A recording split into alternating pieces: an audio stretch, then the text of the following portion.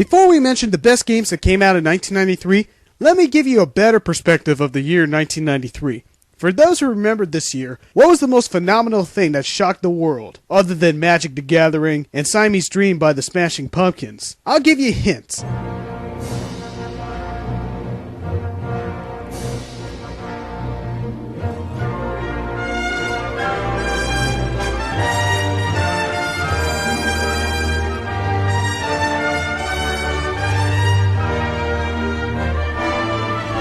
That's right, Jurassic Park. Dinosaurs were humongously popular in the 90s, and director Steven Spielberg took that opportunity of taking Michael Crichton's original story into the big screen, and it forever changed our perspective on dinosaurs and captured our imaginations. Even though the movie was more of a science fiction horror than a typical family film, when Jurassic Park hit theaters, it was already the biggest franchise merchandising on dinosaur fans around the world. Somehow, the merchandising also got involved with video games. Following great success on the Jurassic Park movie, licensed games were imminent. The Jurassic Park games were released in different versions for the NES, SNES, and Genesis. The NES version was a top-down shooter with basic objects of protecting yourself as Dr. Alan Grant. The Super Nintendo version is about the same plot, with the difference in gameplay having the game to be played like Legend of Zelda outdoors and play like Wolfenstein 3D indoors. And the Genesis version was more set apart from the Nintendo versions and played like a platformer, having either Dr. Alan Grant or the Raptor as the player. If you ask me which version was better, the Genesis version was hands down the best version because you know where to go and there's so much action, while the SNES version you have to wander around Zelda style. But I will have to say that the SNES version has probably one of, if not the best soundtrack I've ever heard. Another interesting thing that has happened in multi-plat games in 1993 was an ingenious crossover has been made, having two successful beat-em-up franchises into one, and that is Battletoads and Double Dragon, the Ultimate Team. It's a unique beat-em-up made by Rareware that was originally made for the NES but was ported to the SNES and Genesis. This is of course a crossover between Battletoads and Double Dragon. You have a two-player port where you can choose either one of the three Battletoads or one of the two Double Dragon characters. And this game is also infamous for having high difficulty just like previous Battletoad games. And if that's not hard enough, at the end of each of the 7 levels, the player also has to face a boss, and good luck trying not to get hit by them. And following to the end of the Teenage Mutant Ninja Turtles franchise, as you all know, in the 90s, the fighting game genre was booming, and the Ninja Turtles have finally got out of the platforming and beat-em-up genre by finally releasing a fighting game that is Street Fighter II style with the game called TMNT Tournament Fighters. The game came out in different versions on the NES, SNES, and Genesis, and this is the more mature side of the comic books than the 80s cartoon that most people recognize it for. This was the last game that was truly TMNT material, and we will never have another TMNT game for over a decade later. And another really popular multi-plat game was LucasArts' Zombies Ate My Neighbors, a run-and-gun type of game in an overhead perspective which centers around Zeke and Julie, and your goal in the game is to rescue your neighbors from these classic horror monsters. You face a great variety of the undead during the course of 48 stages and even 7 bonus levels, and despite not being an immediate hit upon its release, it earned its name as a classic in the later years and gained a cult following. Well, I think that's all I have to say about the multi-plat games in 1993. Now let's jump into the consoles and see what they had to offer. And this is the part of the video where I normally start out with the least successful to the more successful consoles of this year. And one of the most unfortunate things that happened in this year in gaming is that this is the last year we're ever going to see the TurboGrafx 16, and this is the last time that the NEC Corporation did business in America. Third-party companies had absolutely no interest in putting out games for this system since the Super Nintendo was released. So what was the last swing that the TurboGrafx released this year? Well, they finally released Bonk 3: Bonk's Adventure. I've been a huge fan of the Bonk series, and I'm happy to say after experiencing the last game of the series, and probably the last great game for the TurboGrafx 16, it was almost like a farewell party before the system goes away. Everything that was so great about the previous Bonk game returns here, traveling through platform challenges and knock out dinosaurs with your giant head just to reach and go up against the evil King Drool once again. Bonk 3 offered new gameplay elements, especially with the usage of candy that either grows or shrinks Bonk, and interestingly enough, cooperative multiplayer. Now, in order to try this feature, is if you have found a TurboGrafx 16 that had 2-player import, since the original design only had a 1-player import. Being that this was the last great title for the Turbo, it was a memorable platforming experience that we as Turbo fans won't forget. In 1993, the NEC Corporation had pulled the plug in the American market and continued business in Japan, which they had more success with the system. And since then, we have never heard from the NEC Corporation or the TurboGrafx 16 ever again. So long, Turbo. You will truly be missed, and you hold my ranking as one of, if not the most underrated consoles of all time. Jumping to another system, let's head out to arcades. In 1993, Midway has also released the sequel, Mortal Kombat 2. The first in Midway's fatality-driven franchise to dip its toes in the pool of bloody violence. Now in its sequel, it goes straight to the end, which it introduces multiple sets of fatalities such as babality and friendship. It also introduced now new iconic characters, including the new villain, Shao Kahn. Regarding to the gameplay, standard moves were more refined and the point system was altered. Despite the fact that it's highly difficult for average players, its increase of speed added the overall experience. At this point in time, there were literally lines in the arcades just to play Mortal Kombat 2. It was, again, very well received. Considering that the Super Nintendo sales of the original Mortal Kombat were nowhere near the sales of the Sega Genesis version due to the fact that the Sega Genesis version actually had blood, gore, fatality, while Nintendo censored all of it. Mortal Kombat 2 is still considered the best of the series by many, but Mortal Kombat 2 was not the only game that Midway was celebrating in the arcades. To make even more people to go to the arcades, basketball in the early 90s was the most popular sport in North America, and yet not a single basketball game allowed players to play like Michael Jordan until one arcade phenomenon defied the laws of physics and threw reality out the window. NBA Jam. Now, this is what you call a sports game, and this is probably the first one that actually made an alternative sports genre, changing actual rules of the sport it's based on for the sake of the player's entertainment and doing something that we can never do in reality. In this game, you can only have 2 basketball players per team, and you also have to figure out how to use teamwork in order to throw the ball to shoot the hoops to earn a score. But what made this game so fantastic is how you make the score. We're talking about slam dunks from 20 feet in the air, throwing balls on fire, tag teaming, no fouls, free throws, assault, and so much more. NBA Jam single-handedly created a whole new video game subgenre of sports games, and its huge popularity earned making 1 billion quarters in just the arcades alone. And it's thanks to NBA Jam that introduced the alternative sports genre that we got countlessly throughout the 90s. And still to this day, it's still remembered as one of the few sports games that people still talk about to this day. Now tell me, what other sports game in existence that people still talk about over 2 decades after its release? Heading on to more fighting games, SNK has released one of the best fighting games of the early 90s for once again the arcades and the Neo Geo. It's Samurai Showdown.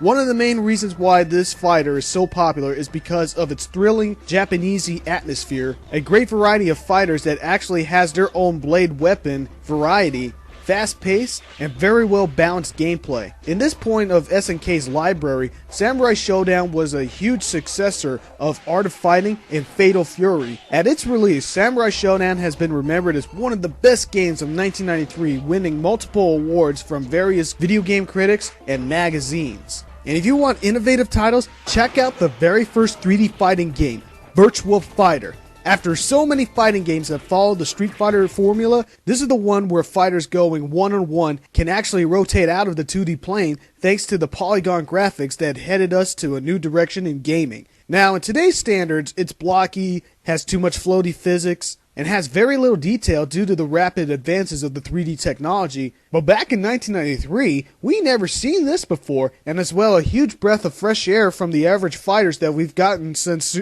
Street Fighter 2. Sega has to feel very good about themselves for accomplishing 3D graphics to work this well in gaming. Speaking of Sega, Sega Genesis was on the roll in 1993, releasing sequels of their franchises like Shinobi 3, Return of the Ninja Masters. It has been 4 long years since Sega has made another game of the series, but adding smoother and faster gameplay, with new moves and techniques such as mid-air dash kick, the ability to jump scale walls, powerful running slash that renders temporarily invincibility, inclusion of 4 ninjutsu techniques such as lightning as a temporary shield, summoning fire dragons, and boosting vertical leaps, all of which makes fighting against enemies and bosses feel so much better for the series. Another sequel released by Sega was Toe Jam and Earl and Panic and Funkotron. Out of all the sequels that Sega has made in their franchises, this one here changed the most from its original because the original was an over-the-head adventure game and the sequel is a 2D platformer. It has been remembered as one of the most disappointing sequels, but I beg to differ because it offered numerous creative level designs, multiple mini-games, and even co-op. What more can you ask? Following up to another Sega sequel, we have Streets of Rage 2. This is a fantastic sequel to an already amazing side-scrolling beat-em-up that is all about kicking ass, taking names, and how much more of an experience it really is. It is arguably one of the best beat-em-ups of all time and one of the best games for the Sega Genesis. While it may seem like just another button-mashing type of game, there's a fair amount of strategy involved if you hope to go all the way without having to use the continue credits. Especially at higher difficulty levels, you'll definitely want to have co-op when it comes to the very hard mode. With animated 2D graphics that show a lot of personality and the soundtrack, the look and feel is just fantastic. And another Sega sequel, believe me, this is the last one, is Phantasy Star 4, End of the Millennium. Remember how disappointing and different Phantasy Star 3 was compared to the previous games? Well, Phantasy Star 4 brought everything back from what was so special from 1 and 2, keeping many of the gameplay elements from the previous game, including turn-based battles, overhead exploration, and magic spells. There were more strategic and complicated turn-based battles that was so well animated, applied combos, and well-defined details for 16-bit graphics, all of which was never been done before in an RPG at this point. Being that this is the end of the series, it offered an amazing conclusion. This game has been seen as the last original Phantasy Star since Phantasy Star 4 has been released. It is a subject to very positive and critical acclaim and is viewed today as one of the greatest role-playing game of all time. And finally, on the Sega Genesis in 1993, we have Rocket Knight Adventure. Truly a kick-ass platformer that is hailed as one of the most underrated games of all time. To me, this is my pick of the best Sega Genesis game of 1993 because this game has given us a unique platforming experience that is incredibly fast-paced, and having your character using rockets to skyrocket mid-air was nothing more than sheer fun. Your character happens to be a possum, where not that many animals that turn into mascots doesn't turn out the best. But this one here has a rocket pack that is used to boost forward and used as an attack, and a sword that shoots waves of energy, making defeating enemies more fun. Yet variety isn't the main appeal of this game, it's the surprise. I mean, there was no way that people who played this game for the first time could ever expect enemies to appear like this or bosses that jumped out at you like this. I can say that it is easily one of the best 2D side-scrollers on the system because it delivered on what classic gaming is all about. Every sub-area throws something different at you, and it changes the style for every 5 minutes. It's a darn shame that Sparkster, aka the Rocket Knight, was an unsuccessful franchise, and if this game sold very well at the time, Sparkster would still remain as Konami's #1 mascot that could go up against Capcom's Mega Man. See how awesome the Sega Genesis was in 1993? And yet, there were titles that I have not mentioned in this video that were so awesome that words cannot describe that picking this console over the Super Nintendo was the best choice for this year in gaming. However, that does not mean that every game on the Sega Genesis in 1993 was the best, because we have, of course, Sega CD that continues to get worse and worse, with its lazy FMV titles and educational games that has very little replay value. But on the other hand, we also have some great titles for this system that push the boundaries of what the system can do. One of the biggest examples of a really good Sega CD game that could match up the same quality as Lunar, the best Sega CD game last year, is Sonic CD. Now, 1 year after Sonic 2 came out for the Sega Genesis, Sega has made another Sonic game, and this one was just for the Sega CD alone. Sonic CD has been claimed as one of the best Sonic games ever made, as well as the best Sega CD game ever released. The plot was focused around time travel, which was also creatively implemented in-game by running past posts on high speed to get you to the past or the future depending on what post was labeled with, and saw the introduction of the characters Metal Sonic and Amy Rose. The game plays very much like a regular Sonic game. However, instead of several Chaos Emeralds that Sonic must collect, in regards to collecting Time Stones, which means there are no Super Sonic here. In getting the Time Stones, you must enter the special stages to require you to destroy UFOs in 3D, and this is as close as to Mode 7 graphics that the Sega could ever get in their history of making games. However, the main gimmick about Sonic CD is the time traveling gimmick. When you run past through this future sign, or past sign, you gain enough speed. You will go into that time period. The future doesn't really have a point to it, but if you go to the past, you can destroy a robot generator, and by doing that, you can create a good future. There are two ways of getting a good ending: by you having to destroy the robot generator, or get all the time stones. But regardless, it was very well received by critics and fans alike, and is still debated whether or not it is the best Sonic game of all time. That's all I have to say about all the great things that Sega has done in 1993.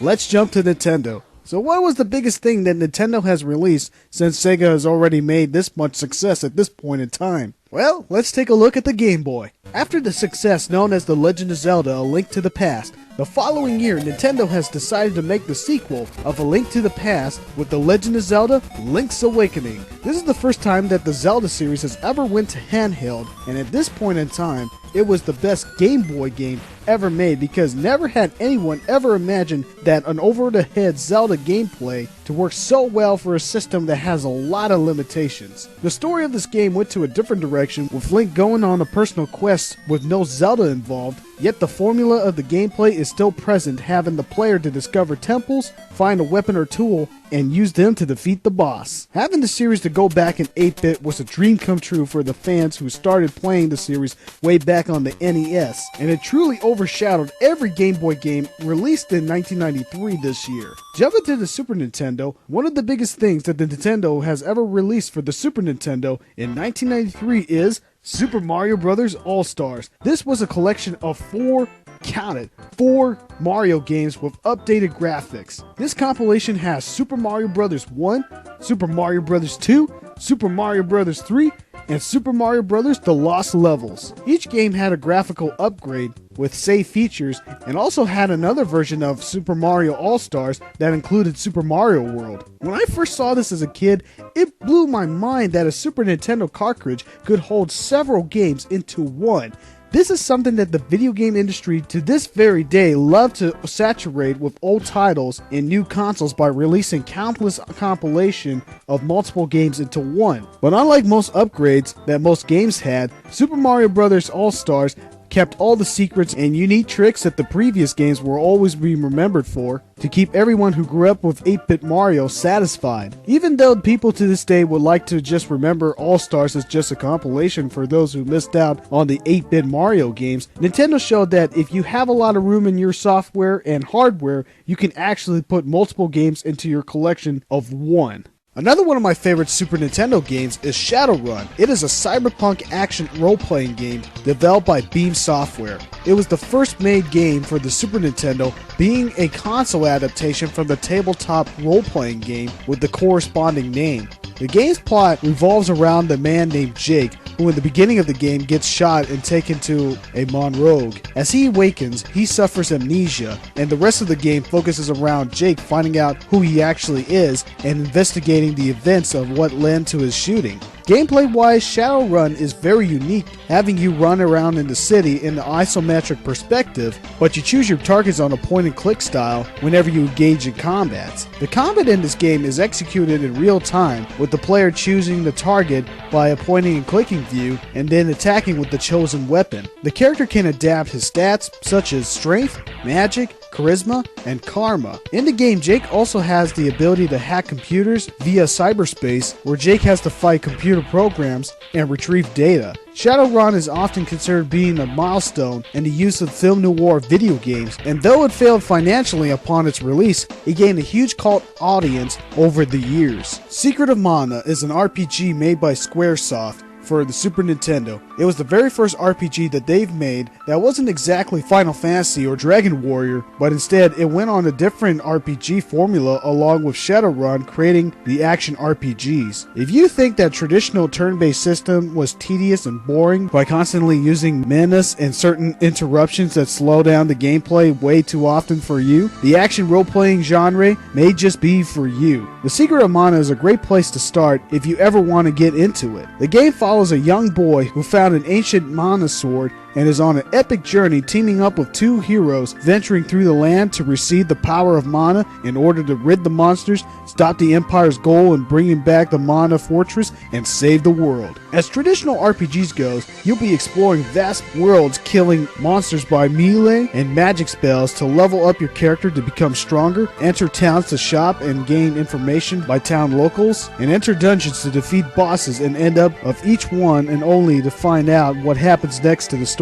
However, the biggest change that RPGs did not have back then was the multiplayer. The AI was okay at best, but having an extra body along for the ride is so much better that it makes the game even more of a memorable experience as you share your strategies to the other player and how you work together cooperatively. The presentation is also one of the most stunning aspects about the game. The environments are very crisp and colorful, the animation is smooth, and the magic is one of the more blessed soundtracks to hear on the Super Nintendo. For design, gameplay, visuals, music, story, Secrets of Mana is overall one of the most unique RPGs for the Super Nintendo, making it one of the best games for the system. And finally, we have a quite revolutionary title made by Nintendo, and that is Star Fox. When you think about shooters in the early 90s, you think about these 2D shooters, and they were everywhere, and I mean everywhere in the video game industry. And this has been my least favorite video game genre because there's nothing else besides shooting everything on sight in a 2D perspective that side-scroll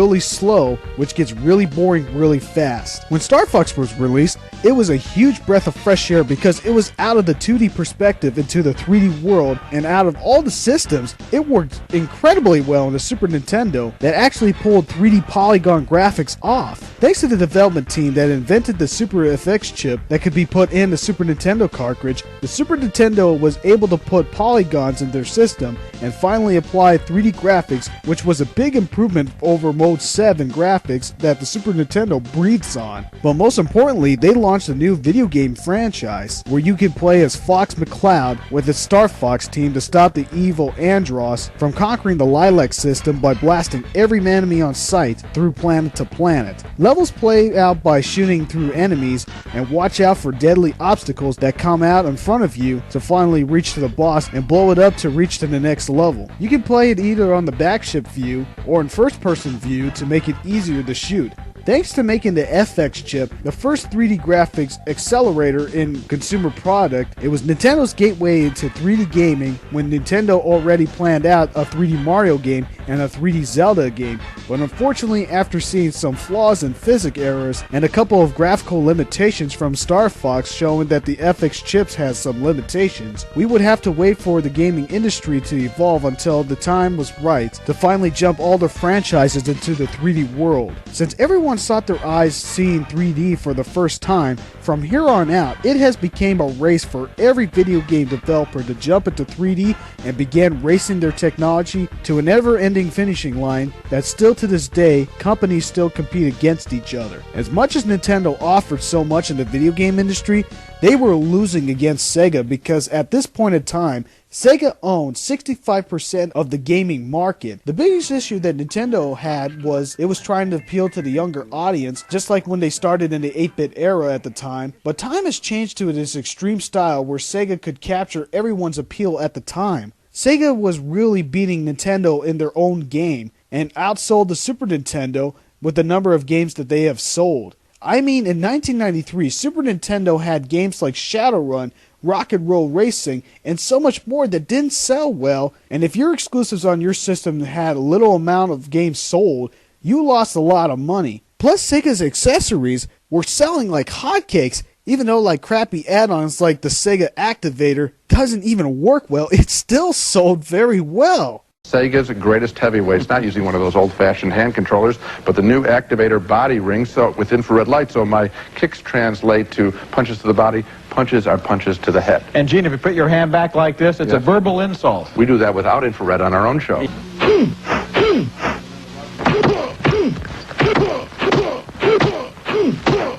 got nice shorts, Rod. I'm referring to the boxer. I think the only way I can win is with a knockout. I knocked him out! Oh, no! I knocked him out in the last second! Oh, no, and I was ahead on points! Speaking of which, if Nintendo have already released a graphics chip to finally make 3D games, why did they make the team up with Philips Corporation to make their own CD add-on again? Well, you can see the full story in the previous episode in Gaming in the 90s, but however, instead of releasing the CD add-on like Nintendo has promised, strangely enough, Nintendo allowed Philips to release their own console, Compact Disc Interactive, or for short, Philips CDI. And since Nintendo has made their deal breaker with Philips, they allowed them to use their Mario and Zelda franchises for this cheap system that looked like a VCR or a CD player, and as a result... Nice of the princess to invite us over for a picnic, eh, Luigi? I hope she made lots of spaghetti. Do you know what it means when you lose your last ruby? Now you work for me! Whatever I see, I shall devour. Enough! My ship sails in the morning. I wonder what's for dinner. Oh boy! I'm so hungry, I could eat a Large cock.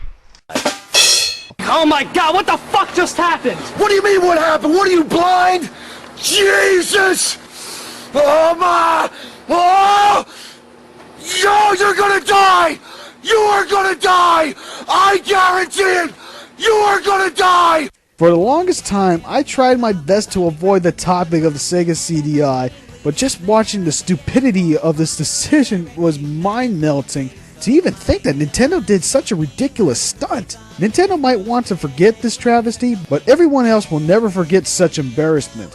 I mean, I'm already grinding my teeth, and I can't sit still watching this nauseating sight of humiliation called cutscenes. I mean, having a hard time looking for the right door and all the random doors in Hotel Mario was torture, and the glitches and the lack of humanity of looking at all three of the Zelda games made for this system just made me think of people committing suicide over this. And not only those games on the CDI were terrible, but also the majority of the games in its library is mediocre at best and terrible at its worst. I mean, both software and hardware of the CDI is just so unusual and serves no purpose or any benefit of the gaming industry. It's no wonder why the CDI has been remembered as one of the worst gaming consoles that have ever existed. And yet, 1993 was such a bad year for Nintendo, and it didn't help that they released the Super Mario Bros. Movie in the theaters, which bombed in the box office and had negative reception. If Nintendo really need to survive,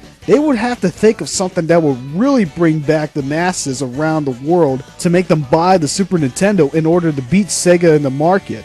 Speaking of one of the worst consoles, Atari has finally came out of their shells from releasing consoles out of numbers like the 2600, 5200, and 7200, and now they decided to be much different and started releasing their own quote-unquote 64-bit console, calling it the Atari Jaguar. On the topic of bits, it was something that nobody could prove that giving a title bits is actually the real hardware step, or even offering better graphics for that matter. The Jaguar had a 32-bit CPU and a 32-bit GP, somehow adds up to 64 bits, something that their ad campaign keeps throwing us over and over again, quote-unquote, do the math, which is a load of bullshit because that's like putting a Ferrari engine in my busted ass Pinto and just call it Ferrari because it has the engine in it. There is no way that you could call the Jaguar 64-bit. If it was really that powerful, how come some of the games on the Super Nintendo and Sega Genesis could offer games graphics and gameplay that are actually better than anything that the Jaguar had to offer? But not only that,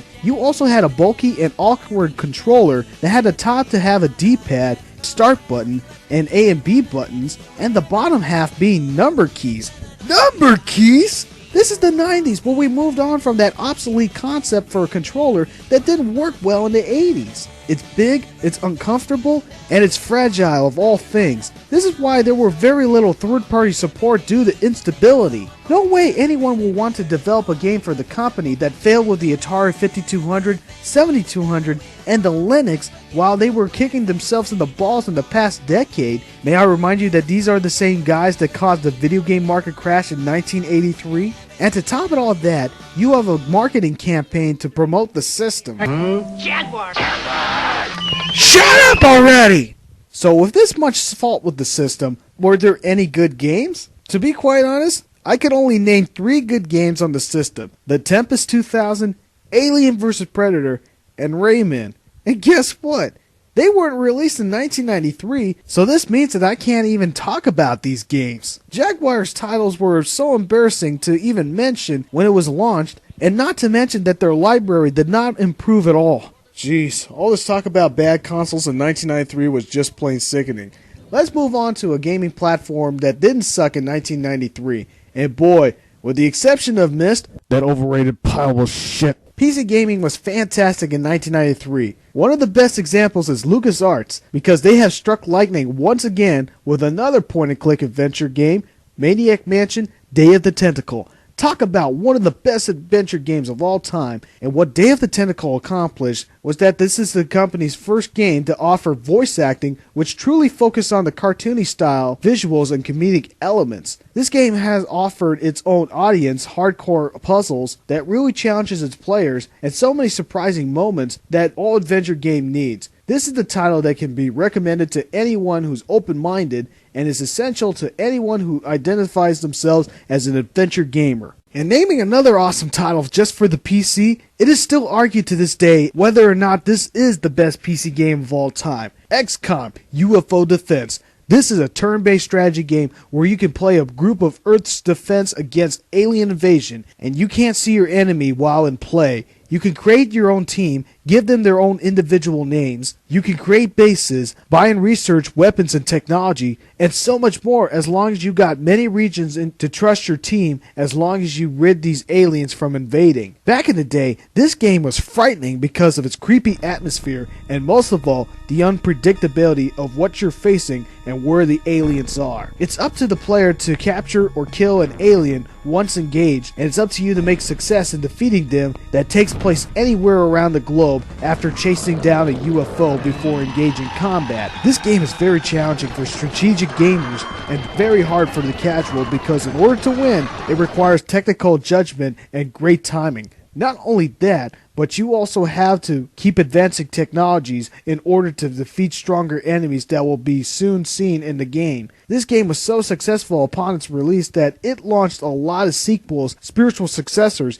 and fan-made maps that even expand the XCOM experience that still continues on to this very day. As awesome as most of these PC games are in 1993, none of them could approach to the awesomeness and brilliance of this masterpiece, and it's perhaps one of my favorite games of all time, Doom. This is honestly one of the sickest and most fulfilling game I've ever played.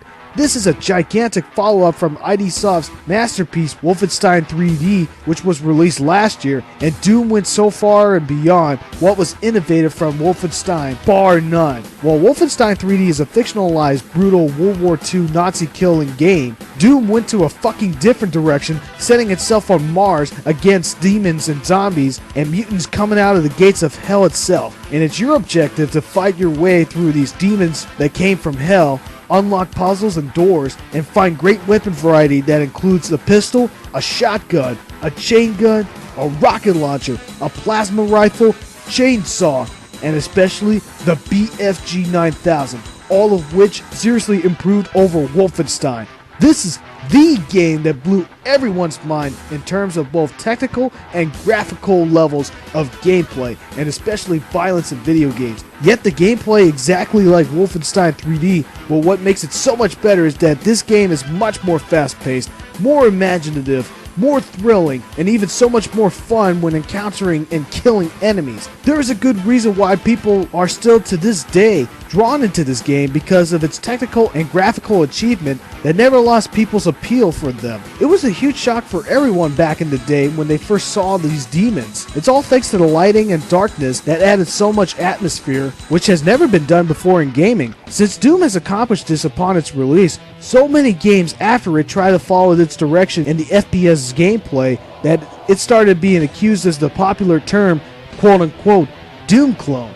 Doom was so popular that it was ported to so many consoles throughout the 90s, and still with all those hardware limitations that those consoles have, the PC still is the dominant platform to play Doom. Hell, this game was so controversial that it got politics against violence in media to go apeshit in comparison to how shocked they were when they saw Mortal Kombat. And still, John Romero and John Carmack still won't hold back for more controversial games because in their direction and FPS just keeps improving on video games technically and graphically. The Doom madness went throughout the 90s and still continues to this day thanks to the unstoppable Doom community creating mods, innovating an online multiplayer, and even WADs to even add the Doom experience, bar none. By 1995, it has been reported that Doom has been installed by more than 10 million computers worldwide. The reason why this is my pick of not only the best game of 1993, but probably one of the best games of the 90s is because this was a major step in gaming. It's still fun to play, and it was a great alternative to play in comparison to the flaws console gaming was faced in 1993. Could this be my pick of the best game of the 90s? Well, keep tuning in for more of Gexup's Gaming in the 90s. Till then, see you on the next episode on Gaming in the 90s, 1994.